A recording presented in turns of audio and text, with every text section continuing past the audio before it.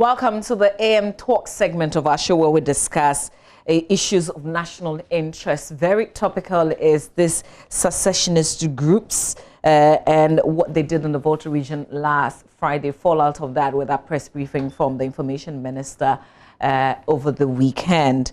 But there's also the issue of the Electoral Commission, the exhibition exercise that also ended on Sunday. Let me introduce to you my guests who are joining us via Zoom for this conversation, for all the analysis.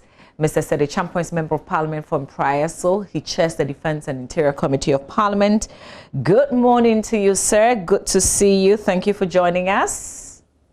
Good morning, Mama V. How are you? Oh, I'm very well, thank you. Thanks for asking.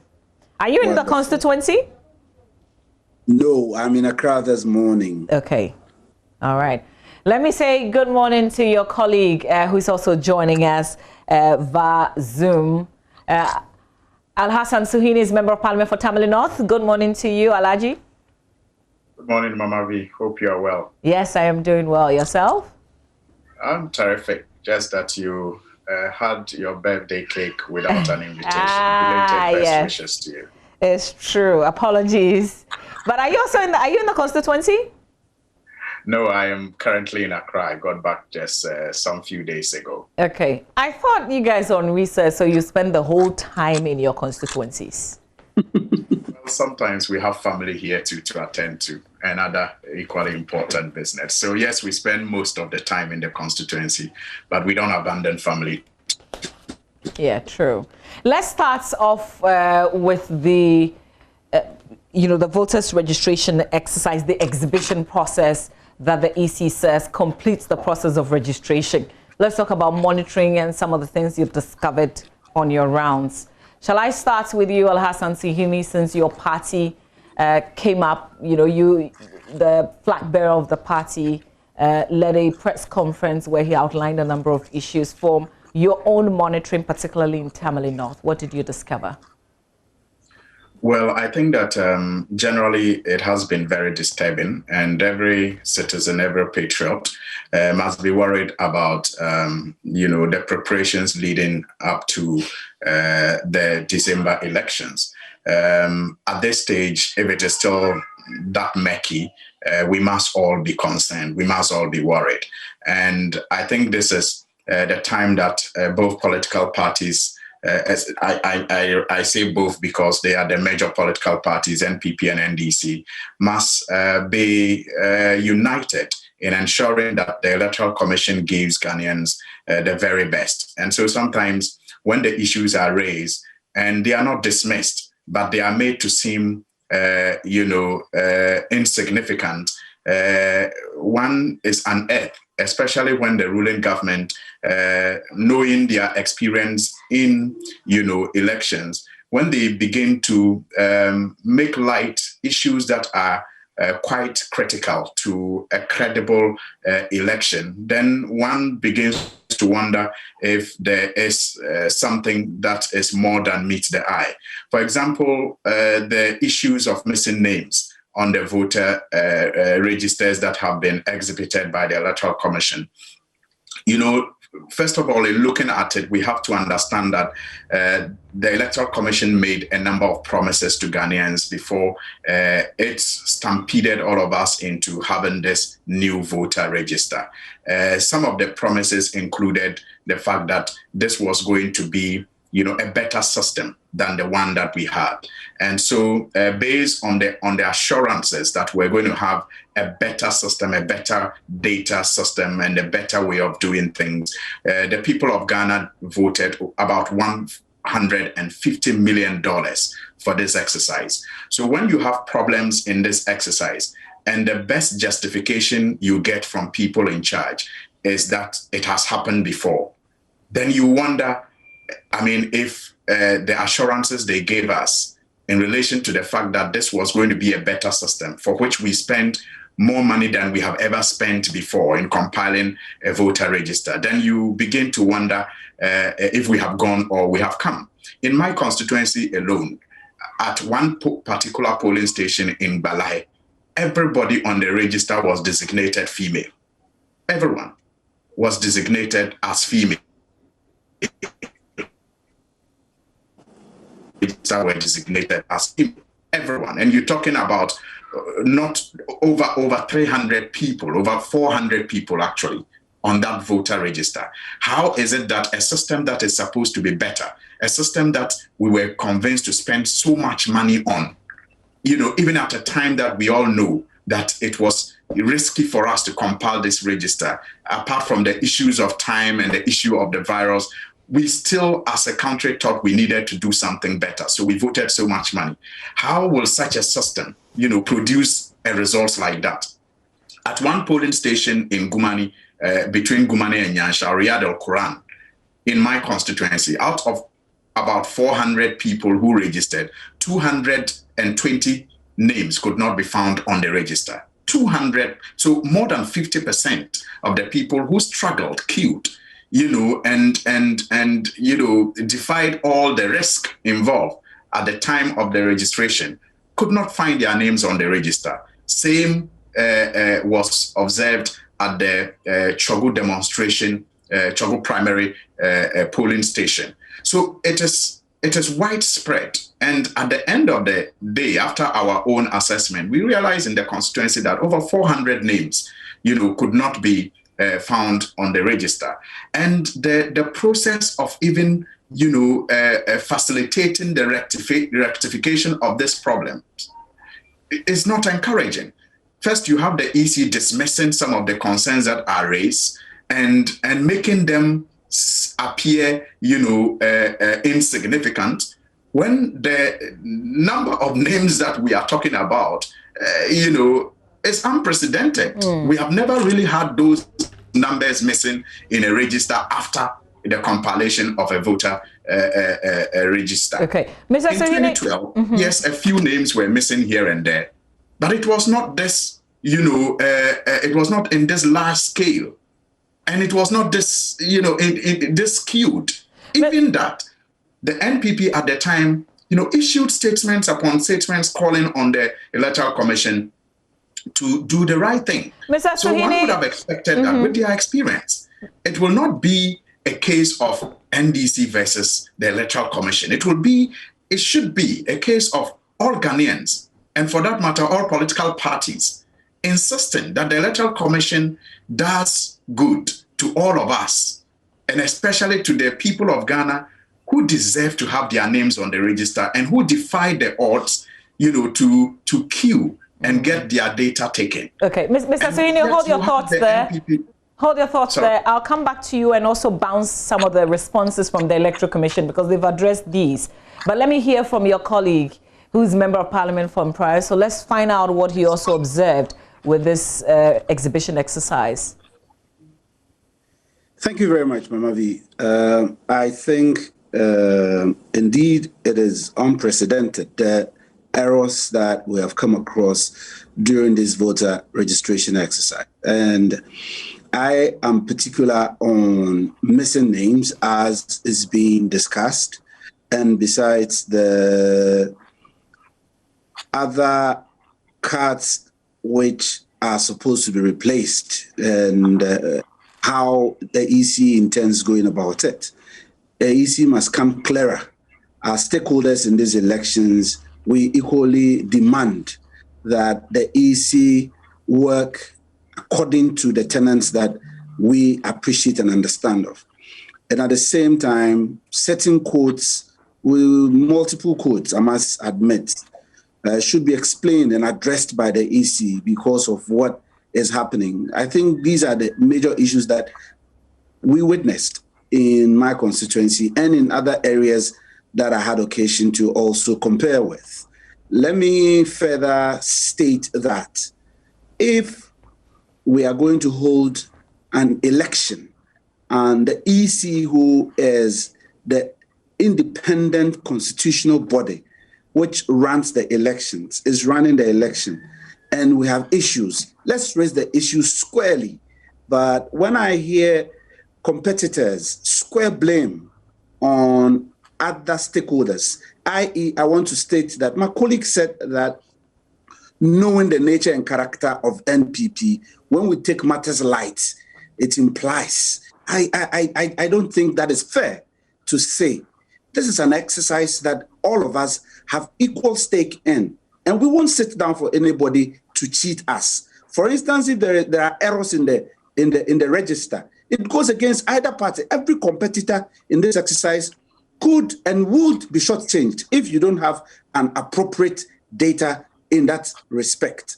And so I would not in any way say that because NPP is in government and that LPP is the one doing these things, that's a bit below the belt. And I want to further state that we have equally, as a political party and a stakeholder, registered our displeasure and vehemently said so.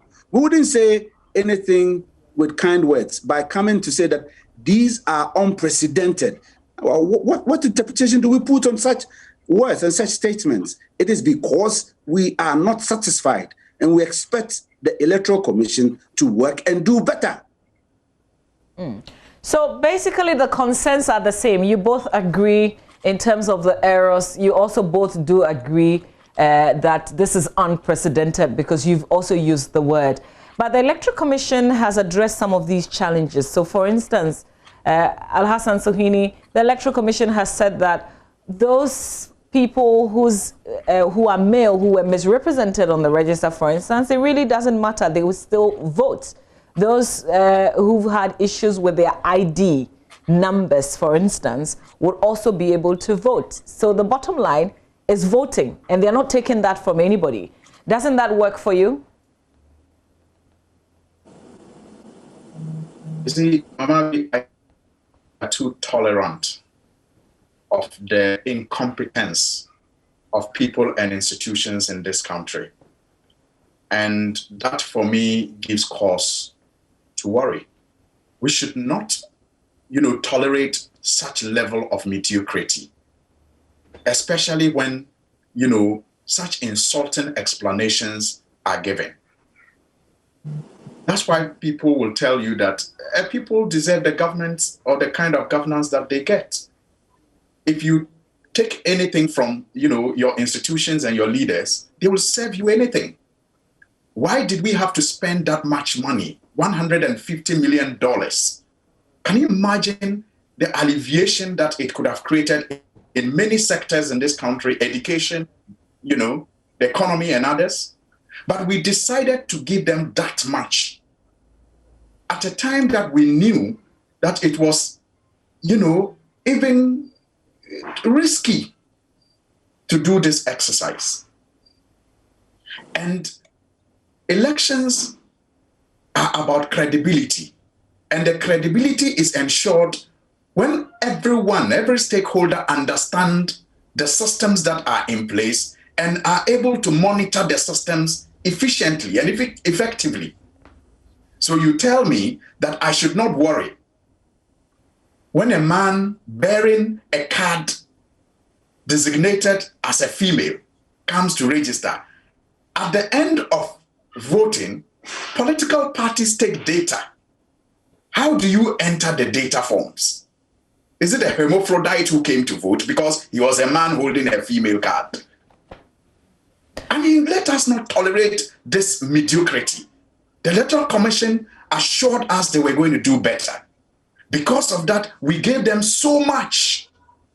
And so let us not encourage them to return to us with such mediocrity. Now, the coding system that, like my honorable colleague spoke about, you need to know who is registered at what time so that you can also monitor as a stakeholder to ensure that nothing untoward happens.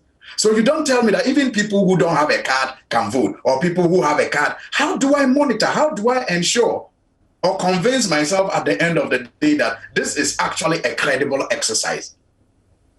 That is why in the past, things are done in such a way that political parties all have the same data set with the Electoral Commission. So that even if you are that effective on before the Electoral Commission, okay, we seem to be having. You will know how to monitor. Okay, we seem to be having issues with your connection. Al-Hassan Sihini. So let me move to Mr. Acheampong and also ask you. Better? Okay, you sound stable now, but let me just go to Sede Acheampong and ask him if the responses from the Electoral Commission does it for him in terms of the issues identified. I think they are not very welcoming, and EC needs to do better. But let me further state this: this behavior of my colleagues in NDC needs to be looked at. In 2008, as a candidate, the current General Secretary, who used to be the General Secretary of the NDC, threw documents and went on with series of press conferences and thought the whole world was coming to an end. Eventually, we ran an election and the EC decided for us, the first time in the history of our electoral process, we had 3 separate elections. There was a main election, there was a runoff, and there was a determination that was effected to offer us a precedent in one constituency. History is with us.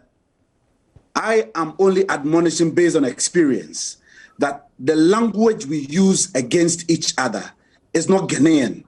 And if you demand respect, you come with respect and speak appropriately. This attitude of us speaking and using vocabulary, which is unprintable, I do not subscribe to that. Okay, well, and so I think, what is making you unhappy specifically? What type of language has been used? let me state this. At the least, commentators and anchors like you will describe the posture of the EC. And sometimes I think, and I see it as unfriendly, but if we consistently attack each other, we do not build any proper consensus. Generic, this is my own observation and not any person's observation. And I think as a people, our posture must reflect the kind of people we claim and believe we are as a people. I subscribe to every challenge, genuinely stated, and I go forth with EC must respond as a matter of urgent to us. The differences in the codes, the names that are missing because we do not have time.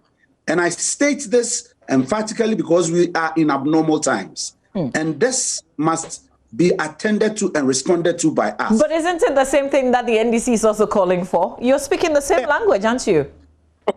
Just a second. If we talk about classical incompetence, mediocrity, the connotation behind those vocabulary sends a different interpretation to the minds of the other party. But if that's how they see it, can't they describe it as such? I agree 100% if that's how they see it. But we're building a society. We are not just living by our individual context and our own minds. We are a unitary state. And that is why I speak in this spirit. Okay, well said. Let me give you the last say as we wrap up, because your line wasn't very clear, Al-Hassan Sihini. Just wrap it up for us quickly so we can move on to our second issue.